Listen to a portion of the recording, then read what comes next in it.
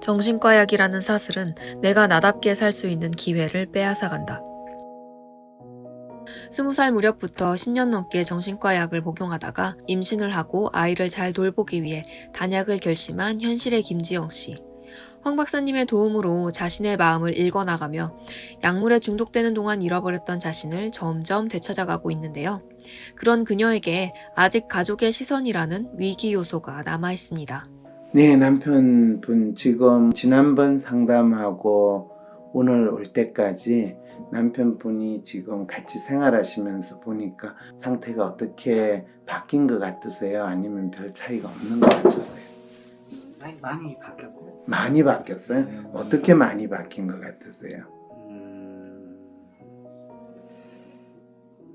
그냥 이제 좀 뭐라고 해요?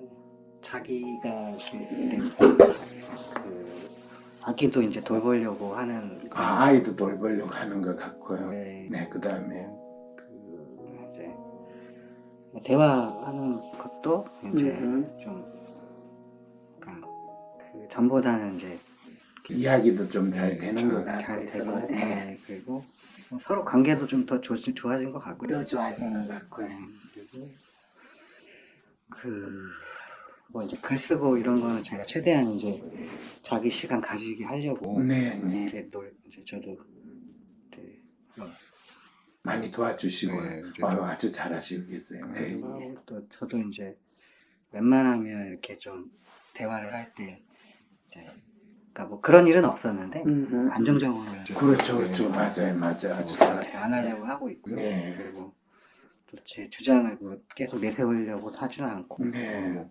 그냥 의견을 물어보고 이제 뭐 이렇게 했으면 어떻겠니? 뭐 이렇게 네. 하는 부분도 있고 그러니까 전체적으로 좀 좋아진 부분이 많이 있는 것 같아요. 아, 그러세요?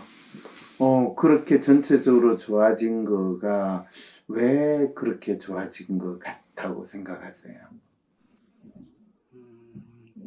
일단 뭐 제가 약은 이제 그러니까 그 전에 먹던 약이 있는데 네, 예. 그건 이제 뭐 데파코트라고 네. 그거 제가 봤을 때는 이제 아예 약을 안 먹는 거는 네. 제 입장에서는 네.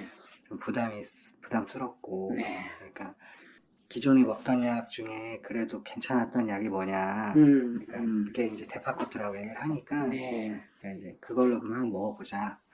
근데 지금 그거는 제가 처방을 받은 게 아니고 기존에 남았던 약이 있어서 기존에 나왔던 약을 먹고 있는 거예요? 그래서 이제 다음 주에 그 기존에 다니던 병원에 이제 또 갈 거거든요. 네, 가서 그 약을 네, 다시 받아서 이제 다시 좀 물어보고 물어보고 네. 처방을 받아서 네, 그래서 이제 먹는 것이 나을 것이다라고 생각을 하신다는 거군요. 그러니까 나을 거다라고 하기보다는 뭐가 낫다 이렇게 제가 판단한 건 아니고 네. 이제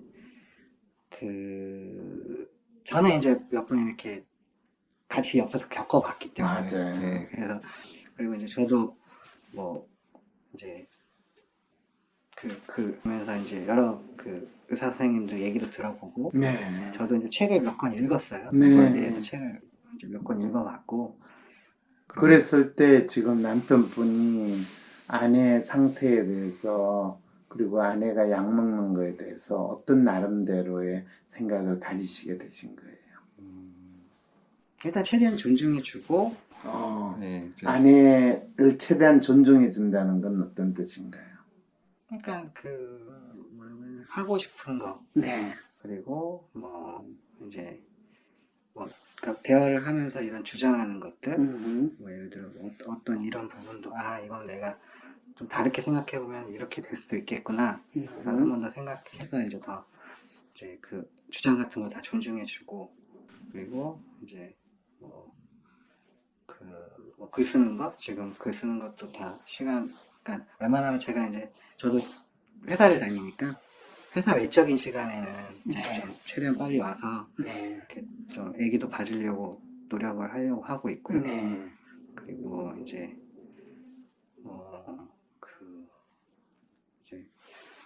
그 약은 제가 이제 최소한의 이제 재발 방지 뭐 예를 들어 양극성장애 조증의 재발 방지 차원에서 확 끊는 건 아니겠다 이런 판단을 좀 하고 있었어요.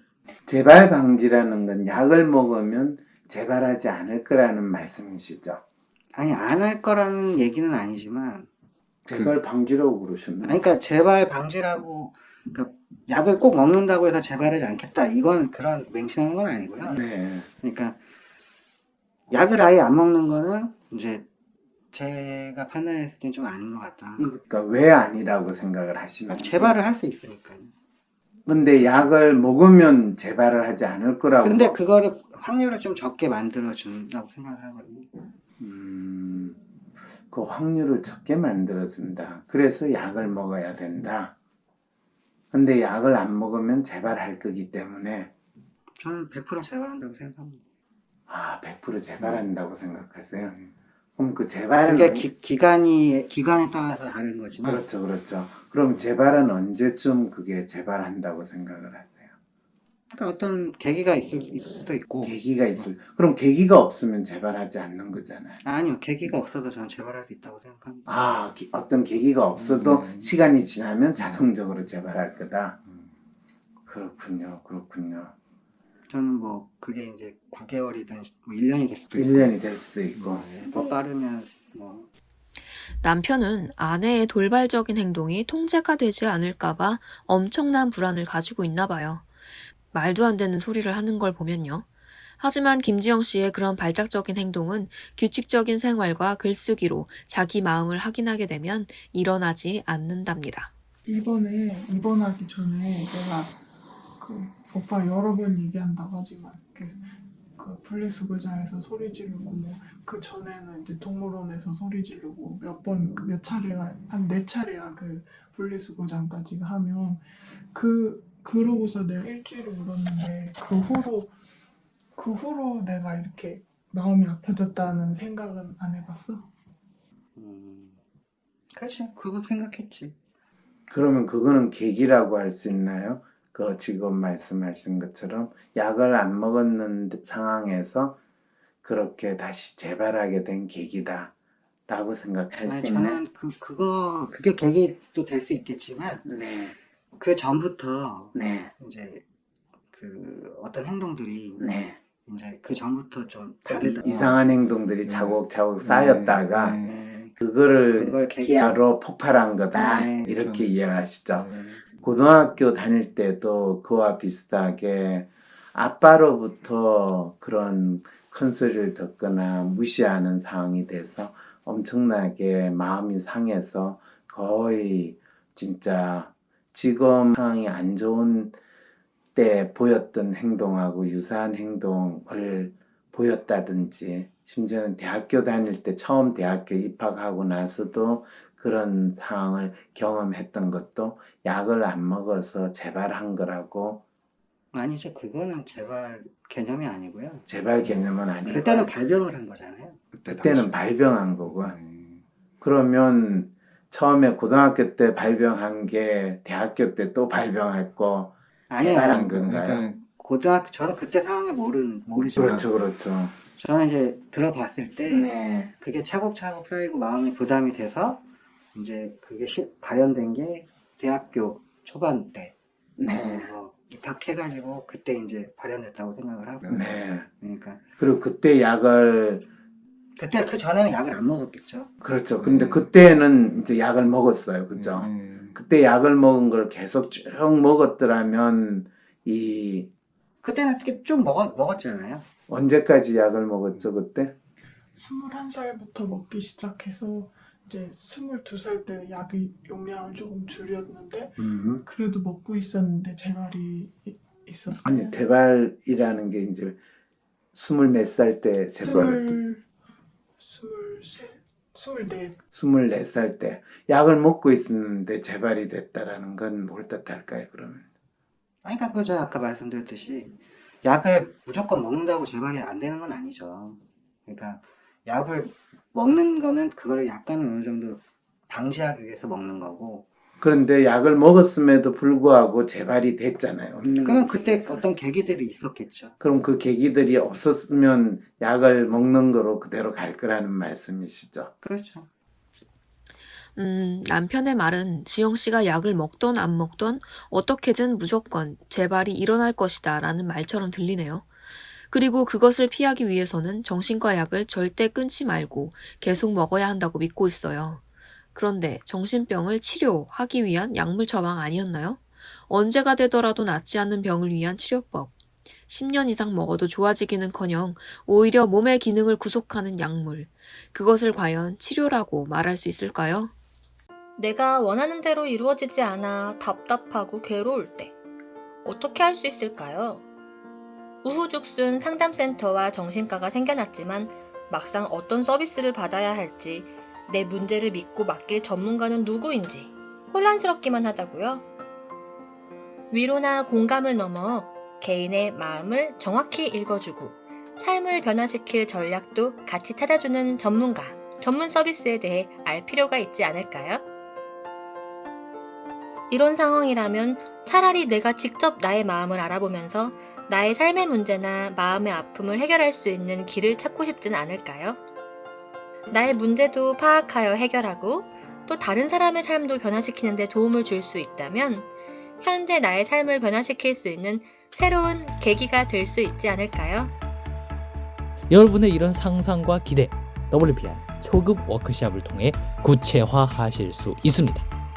삶의 변화는 특정 유형에 끼워 맞추는 것이 아닌 있는 그대로의 내 특성, 내 마음을 읽을 수 있을 때 시작됩니다. 한 사람의 성격과 마음을 정확히 찍어 나타내어 마음의 MRI로 비유되는 WPI 검사는 한국인의 마음에 대한 연구를 통해 개발해낸 성격 및 라이프 스타일 진단 방법입니다. 셜록 황이란 닉네임으로 유명한 대한민국 대표 심리학자, 한국인의 심리를 연구한 황상민 박사님의 직강으로 WPI 검사 결과를 해석하는 방법을 통해 자신의 마음을 알고 문제를 스스로 해결하는 능력뿐 아니라 주변 사람들의 마음을 읽어주는 WPI 상담가로 발전할 수 있는 시간. 당신이 상상하는 완전히 새로운 세상.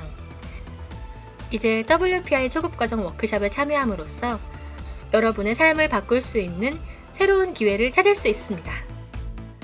온라인 교육 시대에 새롭게 바뀌어진 WPI 초급과정. 온라인 원격 교육으로 누구나 쉽게 참여할 수 있습니다. 신청하세요. WPI 초급과정 워크숍. 강의 구성은 이렇습니다. 오전에 WPI 상담 코칭 과정 소개, 인간의 성격과 WPI 성격 구조에 대한 이해. 오후에는 멘토와 함께하는 조별 토론과 WPI 상의 5가지 자기평가 유형에 대한 이해. 그리고 황 박사님께서 직접 참가자들의 프로파일을 해석해 주시고 내 사연에 대한 1:1 원포인트 레슨까지 받으실 수 있습니다. 삶의 문제와 마음의 아픔을 해결하고 싶다면 진짜 문제를 찾는 방송 황심소. 무엇이 문제인지 모른다면 어떤 답도 정답이 될 수 없습니다. 진짜 문제를 찾는 방송 황상민의 심리상담소. 네. 그런데 이제 그럼 언제 또 약을 끊었나요? 이번 작년 2월까지 끊은 적 없어요. 2월까지 끊은 적 없이 쭉 있다가 임신했을 때 잠깐. 끊었죠. 그럴 때는 본인이 그러면 어떤 상태로 지냈나요? 지금과 같이 그나마 안정적인 상태로 지냈나요? 아니면 뭐 상당히 혼란스럽고 힘든 상태로 지냈나요? 그때는 별 차이 없었어요. 그냥 약 먹었을 때랑 비슷하게 우울이 좀 있었거든요. 네. 그래서 우울한 감이 계속 지속되면서 지금 상태가 지난 한 달은 상당히 좋은 상태였잖아요. 그죠? 그냥 이제 평균 정도. 그렇죠. 평균 상태죠. 그럼 본인이 약을 먹었을 때는 평균보다 훨씬 떨어지는 상태로 지낸 거죠. 그죠? 그러니까 최근 입원하고서 먹었던 약은 진짜 제 수준의 한 10% 정도 남아있는 수준이었어요. 약이. 그때 약을 먹었을 때는. 네, 그리고 지금 데파코트 얘기하는데 그때는 이제 제 수준의 한 50%? 50%. 그러면 본인이 대학교 때 본인이 힘들게 생활할 때는 본인 약을 그때 먹고 있었고 본인이 느끼기에는 내가 100%로 활동하는 거에 비해서 몇 프로 정도로 살고 있었다고 생각을 해요. 그때는 아무것도 못했어요. 그럼 본인 수준의 10%? 그러니까 그때는 체력적으로는 몸이 물에 젖은 것처럼 무겁고 네.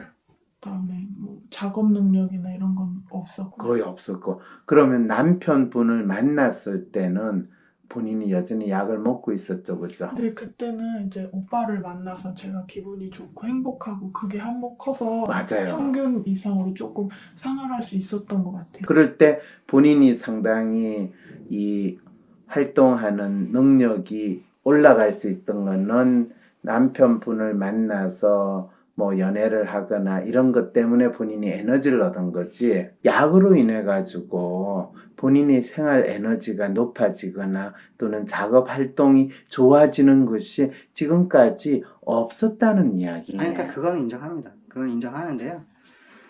그러니까 뭐 50% 제가 그거는 인정해요. 뭐 제가 뭐 그걸 따지려고 온 건 아니지만, 근데 그 약을 안 먹어서 100% 이상을 발휘한다? 약을 나는 100% 발휘하고 잠깐만요.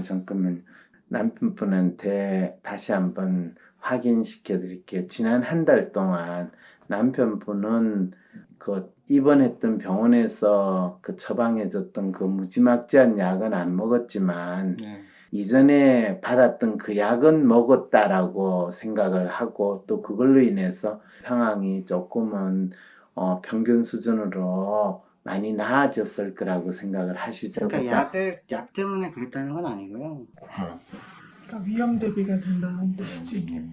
근데 이제 내가 약을 안 먹게 되면 내가 스스로 힘을 내서 위험을 대비할 수 있는 능력도 나는 해방된다고 생각해. 그러니까 약을 먹으면 그러니까 미래의 위험은 대비될 수도 있겠지만 지금 미래 위험 현재 대비 전혀 안 돼요. 그렇게 이 의사들이, 사실은 솔직히 의사들 본인들도 모르는 거를 지도 그냥 학교 다닐 때 들었고 주위에서 다 그렇게 이야기하는 거를 들은 거를 지가 그냥 떠들어대는 거에 불과한 이야기를 지금 선생님은 의사가 그래도 내보다 더 알겠지라고 하는 그 이야기를 그냥 지금 선생님도 모르는 상황이니까 반복하고 있는 거예요. 선생님은 어쨌든 간에 부인의 상태가 어떻게 바뀌어왔고 어떤 상황이다라는 것을 정확히 알려고 하기보다는 약을 먹어야지 그나마 또 일어날 문제에 대해서 대비하지 않을까라는 막연한 미신을 지금 맹신하고 계시는 거예요. 저는 그렇게 판단하지 않고요. 저도 웬만하면 과정, 상황 뭐 이런 것들 다 확인했고요. 확인했는데 이제 그러니까 뭐 무조건 약을 안 먹어야 된다. 저는 그건 아니라는 거죠. 지금 그렇게 말씀하고 계시면서 아니라고 이야기를 아니, 하시죠. 그러니까 무조건 약을 안 먹는 건 아니라는 거죠. 저는. 지난 한 달 동안 또 거의 한 달 반, 2달 전에 비해서 지금 나아진 상황이라는 건 남편분도 인정하시죠, 그죠? 처음에 저한테 왔을 때 네, 훨씬 나아졌다는 거 인정하시죠? 네. 그 이유로 약을 안 먹었다라고 남편분이 만일 생각하신다면 그건 가능한 일일까요? 가능하지 않은 일일까요? 아니, 약을 안 먹을 수도 있죠. 안 먹을 수도 있죠, 그죠? 약을 안 먹었어요. 아, 저한테 거짓말하고 안 먹었다는 거예요. 거짓말을 했다라고 표현을 하시면 안 되고요. 실제로 약을 먹을 거냐 안 먹을까는 결정하라고 했고, 약을 먹게 되면 본인이 지금 겪고 있는 어려운 상황을 본인이 아무리 그걸 극복하고 저는 그래서 확인을 안 했어요. 네. 그러니까 물어만 봤지 여기서 나한테 먹어, 내 앞에서 먹어. 그렇죠. 그렇게 잘하셨어요. 그렇게 하진 않았는데 그건 잘하셨어요. 안 먹을 수도 있겠다 생각을 했어요. 네, 예. 근데 저는 약을 안 먹어서 나아졌다. 나아질 수도 있겠죠, 솔직히. 그렇죠? 그게 제 발이 바로 되는 건 아니겠지만. 근데 약을 안 먹어서 나아졌다? 좋아졌다? 좋아졌죠. 솔직히 좋아졌죠. 근데 불안한 거지. 불안하죠, 저는. 네. 자기 마음을 찾기 위한 아이 엄마의 외로운 싸움을 황상민 박사가 심리 상담으로 도와주다. 박사님, 지영 씨의 남편은 나름대로 지영 씨를 걱정하는 마음은 있는 것 같아요. 그런데 그보다 큰 것은 가족이라는 울타리 안에서 보통의 평범한 아내인 김지영의 역할이 무너지는 것을 더 염려하는 것처럼 보이는데 제가 너무한 생각을 하는 걸까요? 지영 씨가 언제 불안이 높아지고 재발이라는 상황이 어떻게 발생하는지 남편분께 자세한 설명을 해주실 수 있을까요? 그 불안한 건 재발이라고 하는 그 상황으로 생각을 하게 될까봐 걱정은 돼요. 그래서 어떤 상황이 되면 본인이 그게 일어나는지에 대해서도 알려줬어요. 그건 약을 먹고 안 먹고의 문제가 아니라 자기 생활 관리를 어떻게 하지 못하게 될 때, 자기 자신한테 일어나는 일을 자책을 하게 될 때, 또 주위에서 일어나는, 심지어는 남편이든 아빠든 누군가가 공격하거나 큰 소리를 낼 때 충분한 에너지 수준이 되지 않으면 자기 자신이 그거에 대해서 엄청나게 충격을 받고 그걸로 인해 가지고 또 약간의 발작적인 행동이 얼마든지 일어날 수 있다는 것까지도 다 이야기를 했어요. 그거는 약의 문제가 전혀 아니에요. 그렇기 때문에 저는 약을 먹으라 먹지 말라가 아니라 약을 먹었을 때 당신에게 일어나는 신체적인 반응이 어떻게 일어나고 그걸로 인해 가지고 당신 생활이 얼마나 혼란스러워지고 당신의 마음이 망가지는가를 이야기를 할 뿐입니다. 지금 남편분은 약을 먹으면 그래도 혹시라도 모를 재발을 방지하지는 않을까? 그거는 막연한 믿음이고 그러니까 본인이 그런 식의 믿음은 아니라는 거죠, 저는. 제가 말씀드리는 거는 남편분이 아내분한테 그러면 저는 그동안의 노력이 저한테는 배신감으로 느껴지는 거예요. 저는. 어떤 노력이 배신감으로 느껴지세요? 그러니까 저는 웬만하면은 약을 먹으면서 이제 저는 그 전에 대화 아빌리파이 안 맞게 해줬고, 그러니까 안 맞게 했고, 그 병원 약은 안 먹게 했고. 훌륭하네요. 네, 그러니까요. 그리고 네. 저는 데파코트를 먹으라 했는데 데파코트 안 먹었고, 또 다음 주에 병원을 가는 것, 그건 의미가 없는 거죠. 그렇죠. 그건 의미가 없어지죠. 저는 그동안의 노력이 의미가 없어지는 거잖아요. 아니죠. 한편으로는 이 남편분은 약을 안 먹으면서 본인을 찾고 본인 생활을 제대로 할 수 있게 되고 심지어는 아이를 돌보고 남편 아침 식사까지 차려주는 보통의 아내의 역할을 할 수 있도록 엄청나게 크게 기여를 하신 거죠. 만일 다른 사람처럼 약을 갖다 놓고 아내 보고 이거 먹어, 내 눈앞에 보는 데서 먹어 라고 하긴 하면서 아마 입원하게 되면 간호사가 그렇게 일일이 해서 약을 먹는 걸 확인하거든요. 그렇게까지 했다면 지금 상태에서 여기 오지도 못합니다. 그리고 남편분이 지난 한 달 동안 겪었던 나아졌다라는 거를 본인은 겪지 않으실 테고 또 어쩌면 입원한 상태로 가게 돼 있을지도 모르는데 왜 그거를 본인이 나름대로 아내가 상태를 나아지는데 기여하고 도왔다라고 생각하지 않고 마치 내가 아니, 그러니까 저는 이제 참 그 부분이 신기하네요. 약을 먹도록 강요를 안 한 것만 하더라도 남편분이 참 잘하신 건데. 저는 얘기를 박사님, 참 희한해요. 남편은 아내가 약을 끊고도 안정적인 모습을 보이고 있고, 심지어 얼굴 상태도 더 좋아지고 편안해한다는 것을 확인하고 있음에도 화를 내고 있어요. 자신은 아내를 위해 여러 가지 노력을 했는데 어떻게 그것을 허무하게 만들 수 있냐고요. 아내의 상태가 좋아지는 것이 목적이 아니었나요? 약을 끊고 좋아진 결과를 확인했는데 남편은 왜 저런 반응을 보이는 걸까요? 불현듯 정신과 약이라는 십자가에 중독되어 있었던 사람이 지영 씨 혼자만은 아니었다라는 생각이 드네요. 저는 분명히 얘기를 했고요. 네. 대화를 하면서 그러게. 저는 다른 건 몰라도 약을 안 먹을 거면 상의하고 안 먹어라 얘기했어요. 본인하고 상의를 하지 않았다라는 것 때문에 그러니까 지금 본인은 먹었다고 저한테 거짓말을 하고 그걸 거짓말이라고 표현을 제가 몇 하지 번 않아요. 물어봤는데 먹는다고 얘기를 했어요. 그러니까 저는 약을 안 먹더라도 제가 분명히 얘기했고 저는 그런 상황이 아니면 저는 이혼할 거다. 그러게요. 네, 지금 본인은 아내한테 네가 약을 안 먹으면 이혼할 거다. 아니요. 그럼 그 말은 무슨 약을 안 먹으면 이혼할 거다가 아니라 네.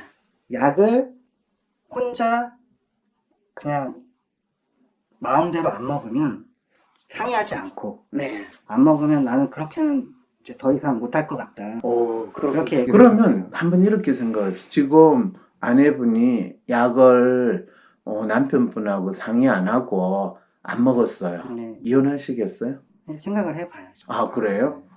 그러면 뭐 저 같은 이상 상담을 할 필요는 없겠네. 다음에는 이혼 상담을 받으러 오시는 수밖에 없겠네요. 저는 그러니까 교수님은 이제 어떻게 교수님은 이런 뭐 이렇게 상담을 많이 해보시고 뭐 책도 쓰셨겠지만 이제 그런 상황, 그러니까 그런 조증 상황에 와서 가족들이 겪는 그 고통이 있잖아요. 네. 그 상황, 뭐 사라지고 뭐 잠도 안 자고 옆에서 보면 그리고 다른 사람들이 봤을 때는 좀 이상하게 보고. 그럼요. 그러니까 그런 것들이 저는 그런 상황들이 한 이제 꽤 한 2번 겪어보니까 너무 힘든 거예요. 그럼요. 그리고 그 상황에서 저도 이상한 생각이 들고. 그럼요. 나도 비슷하게 미치는 거 아닌가. 그 생각 들죠. 저도 극단적인 생각도. 그럼요. 이 상태를 내고 어떻게 갈 거냐. 우리 애는 어떡하라고. 이런 생각 많이 듭니다. 그러니까 그러면은 그런 상황이 들기 때문에 네. 저는 이제 어떻게든 뭐 끌고 가야 되겠다. 어떻게든 어떻게 끌고 가요? 가정을 끌고 가야 되겠다. 그럼요. 훌륭한 그러니까 생각이세요. 그런 생각을 하고 있었는데 네. 그래서 이제 그 퇴원을 해서도 이 대화, 그러니까 뭐 이런 우리 그리고 내가 얘기했지만 정말 잘 키우고 싶다. 그럼요. 이렇게도 했지만 그럼요. 그게 이제 저는 뭐 약을 맹신하는 건 아니지만 저도 그러니까 그런 상황이 안 벌어질 것 같으면 그런 상황이 또 안 벌어질 것 같으면 약 안 먹으면 좋겠어요. 솔직히. 네, 지금 안 벌어지고 있잖아요. 아니요, 그거는 단기간인 거고요.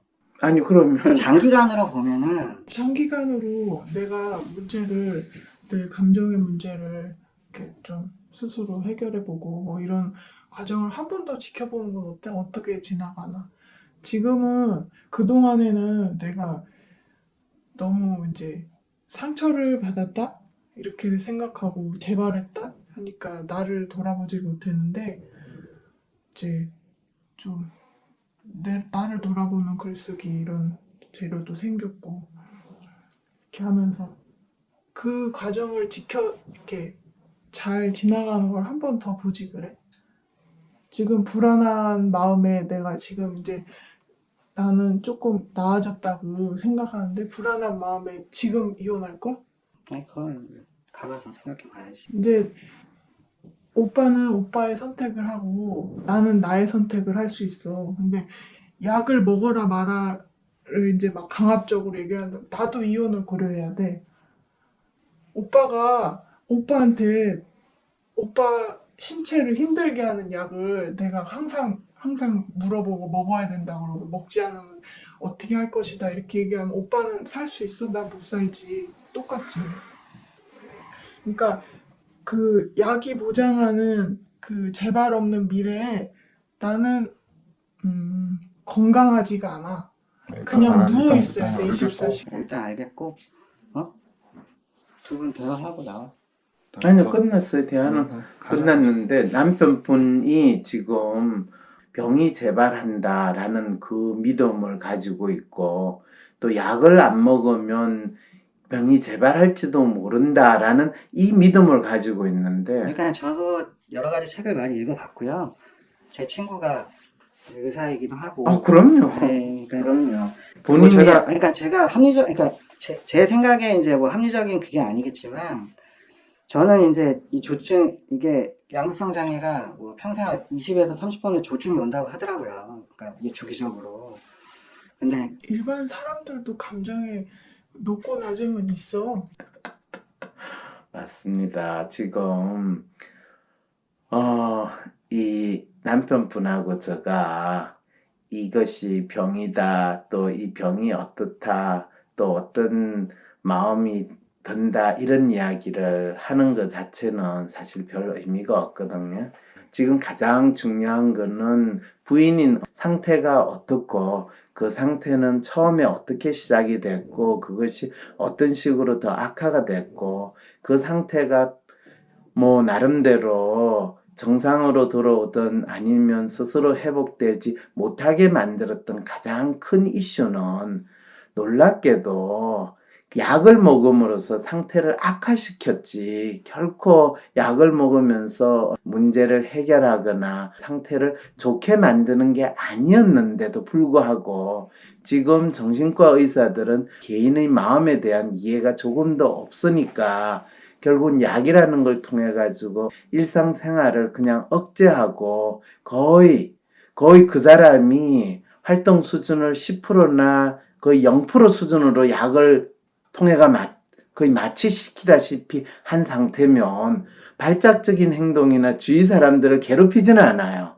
그렇지만 그거는 마취시킨 거와 마찬가지인데 그거를 치료라고 하고 있는 게 지금 의사라는 그 인간들이 하고 있는 일이라서 제가 너무너무 저도 화가 나는 상황입니다. 남편분보다 저도 더 화가 나요. 저 마누라 자식이 그런 상황이 아님에도 불구하고 그렇다고 내가 의사가 잘못됐다라고 의사들을 대상으로 싸울 생각도 조금도 없어요. 그 사람도 그렇게 믿고 있는 거거든. 그거는 이 예수 믿는 사람은 교회 가고 그 다음에 부처 믿는 사람은 절에 가는 거하고 똑같아요.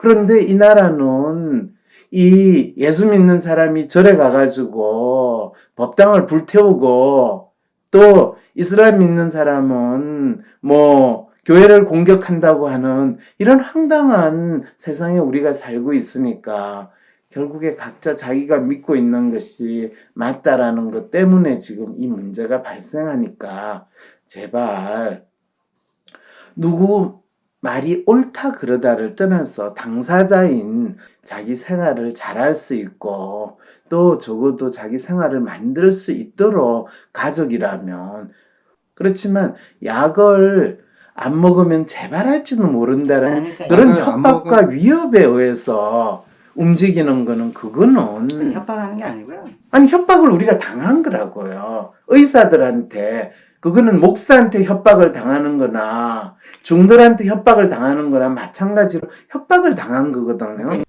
과거 유럽에서 천년의 암흑기라고 하는 중세의 시기가 끝날 무렵 로마 가톨릭 교회의 교황청은 전 유럽에서 죄를 사해주고 천국에 가게 해준다는 면죄부를 판매하기 시작합니다. 마틴 루터라는 사제는 교회 담벼락에 이에 대해 비판하는 글을 게시합니다. 면죄부를 사기만 하면 죄가 없어지고 천국에 가게 된다. 당시 이것을 지적하는 것은 교황의 권위에 대한 도전이며 신성모독이라는 큰 죄를 짓는 것과 같은 두려운 일이었습니다. 아니, 어떻게 교황의 잘못을 지적할 수 있는가? 어디 일개 사제가? 교회뿐 아니라 일반인들도 모두 경악했습니다. 마틴 루터 신부는 교회에서 파문을 당했을 뿐 아니라 화형에 처할 위기에까지 몰렸습니다. 루터는 자신의 마을에서 도망쳐 숨어 지내면서 겨우 목숨을 부지하게 됩니다. 이 일은 종교개혁의 시작을 알리는 사건이기도 했습니다. 평범한 수도자이자 사제에 불과했던 루터는 어떻게 모두가 진리처럼 믿고 있었던 절대 권력, 즉 교황과 교황청, 그리고 절대자를 믿는 모든 사람들에 대해 의문을 제기할 수 있었을까요? 역설적으로 그의 이런 문제 제기는 바로 절대자 신은 교황이나 교황청이 아닌 바로 우리 인간 개개인, 바로 나 자신을 위해 존재한다는 믿음이 있었기 때문에 가능했답니다. 그는 평범한 신부였지만 바로 이런 믿음을 자원으로 큰 용기를 낼 수 있었습니다. 진리는 바로 지금 삶을 살아가고 있는 우리 각 개인의 마음속에 있습니다. 인간 개개인에 대한 인식은 물론 자신의 마음조차 인식할 수 없었던 그 시기에 일어난 종교개혁은 역설적으로 오늘날 대한민국에 그대로 대입될 수 있습니다. 정신과 약을 향한 믿음, 정신과 약의 중독에서 우리 스스로 벗어나야 하는 상황에 처해 있기 때문이지요.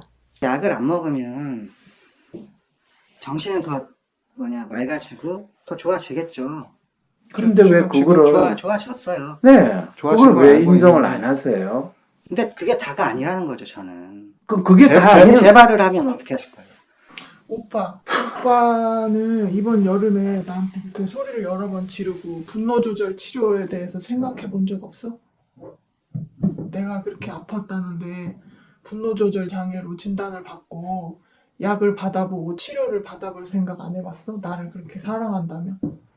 뭐 치료 받아보지. 제가 먹어봤어요. 말씀- 얘가 저보러 약을 먹어보라 해서 먹어봤거든요. 네, 어땠어요? 몽롱해요. 한 하루 몽롱하더라고요. 네. 그런 건 알겠어요. 그것까지 다 아시는데도 계속 지금 아내분한테 재발할지도 모르니까 약을 먹으라고 하는 게 말이 됩니까? 약을 먹는 상태, 그 약을 먹자마자 이미 그 반 죽어가는 상황을 만들어 놓고 재발이라는 위협, 이 협박을 가지고 쏜다는 게 이게 말이 됩니까? 대화하고 나가서 갈 테니까. 대화를. 그리하여 모두 행복하게 살았습니다. 라는 결말은 소설이나 영화가 아닌 현실의 김지영 씨에게는 쉽게 허락되지 않나 봅니다. 상담실을 박차고 나간 그녀의 남편, 약을 안 먹으면 재발할지도 모른다는 믿음을 가진 그 역시 의사들처럼 지영 씨의 문제를 마음의 아픔이 아니라 몸의 문제로 바라보고 있으며 본인도 모르는 사이 어느새 지영 씨를 고장난 기계처럼 바라보고 있다는 사실에 너무 가슴이 아픕니다. 아내는 말합니다. 그 약이 보장한다는 재발 없는 미래에 나는 건강하지가 않아. 그냥 누워있어야 해, 24시간을. 그러나 사실 약이 보장하는 재발 없는 미래라는 것은 존재하지 않습니다. 왜냐하면 지금 이 부부가 처한 상황은 아내의 마음의 아픔, 마음의 고통에서 기인된 것이지 아내의 몸, 아내의 뇌에 문제가 생긴 것은 아니기 때문입니다. 21세기를 살아가는 현대인들이 겪고 있는 마음의 아픔. 어느 순간부터 마음의 아픔은 그 마음에 대해 파악하고 이해함으로써 나아지는 것이 아니라 정신과 약으로 마치 몸을 마비시키는 것 같은 상태로 만드는 것을 곧 치료라 하는 무시무시한 생각이 상식처럼 공유되기 시작했습니다. 우리는 이제 자신의 삶을, 마음을 다시 찾아야 합니다. 황심소는 이 땅에 살아가는 우리 모두가 자기 자신의 마음에 대해 알게 될 때 내 인생의 주인이 되어 나답게 살 수 있다고 믿습니다. 약으로 중독되어 버린 세상이 아니라 아무리 유별나 보이는 그 어떤 인간일지라도 서로를 하나의 사람으로 바라보며 살아가는 진정으로 인간다운 사회가 되기를 바랍니다. 지금까지 현실의 82년생 김지영과 함께 해주신 여러분 감사합니다.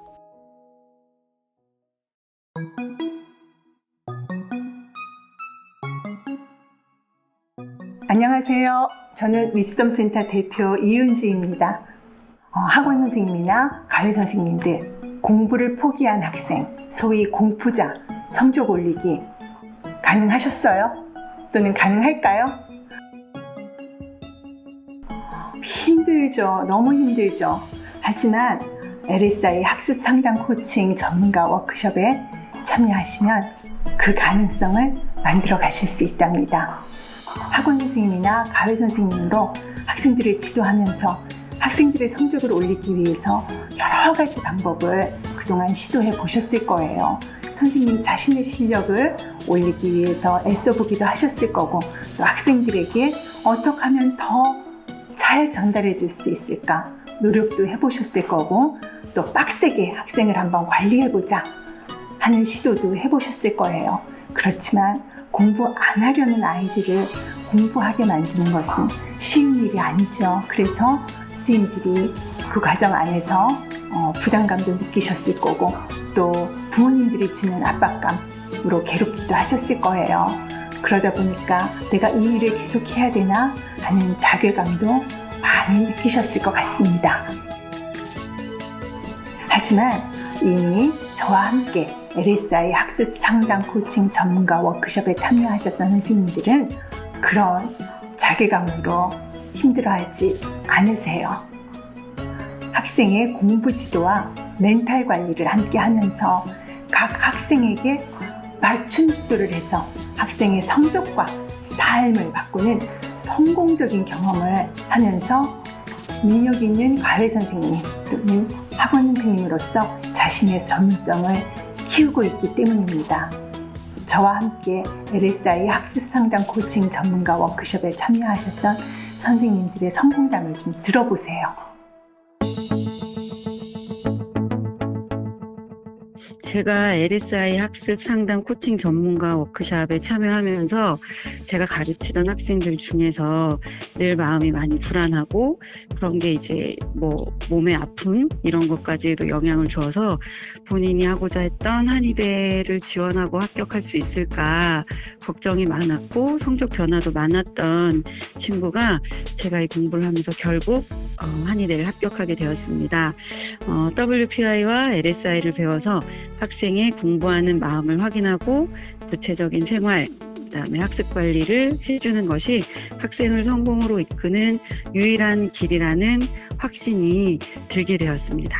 강사 20년 만에 제가 좋은 강사가 될 수 있을 거라는 확신도 함께 하게 되었습니다. 너무 좋아요. 그 수업하러 들어가는 게.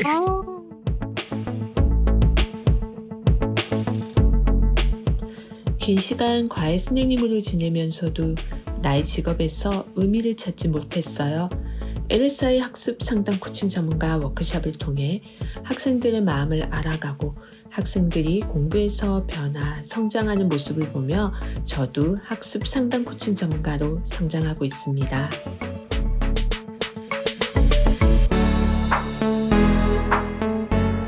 LSI 학습 상담 코칭 전문가 워크숍과 LSI 사례 세미나를 통해 학생의 마음에 대한 높은 이해를 하게 되었습니다. 그 결과 중학교 성적 전교 45등 정도의 학생을 고1 수학시험에서 기말고사 100점까지 만들 수 있었습니다. 학생의 공부에 대한 마음을 파악하여 최적화된 코칭을 할 수 있었기에 가능한 기적 같은 결과라고 생각됩니다. 성공담 들으시니 여러분도 한번 참여하고 싶지 않으세요? 이런 기적을 체험하고 싶으시죠? 그러면 그 LSI는 도대체 뭔가? LSI는 저 이은주가 개발한 공부하는 사람의 마음을 읽어내는 심리 검사랍니다. 중고생, 대학생 또는 성인 누구든지 이 검사를 통해서 공부를 하면서 가지고 있는 마음을 알 수 있습니다. 공부에 대해서 가지고 있는 마음을 알고 왜 공부를 힘들어 하는지, 어떤 방법으로 공부하고 있는지를 알면 마음을 움직여서 공부를 하도록 이끌어줄 해법을 찾을 수 있답니다. LSI 학습 상담 코칭 전문가 워크숍에 참여하시면 이런 LSI 검사 결과를 해석하는 방법뿐 아니라 각 학생의 마음에 따른 지도 방법과 학생의 마음을 이해하고 변화시킬 수 있는 마음을 배워서 공포자도 공부할 마음을 갖도록 변화시켜 줄 수 있는 그런 기적을 만드는 전문성을 갖출 수 있게 됩니다. 학원이나 과외 선생님들 외에도 성인들을 교육하시는 분 또는 자녀의 공부를 지도하고 싶으신 학부모님들이나 자신의 진로를 학습 상담 코칭 전문가로 만들고 싶은 많은 분들의 참여 기대합니다.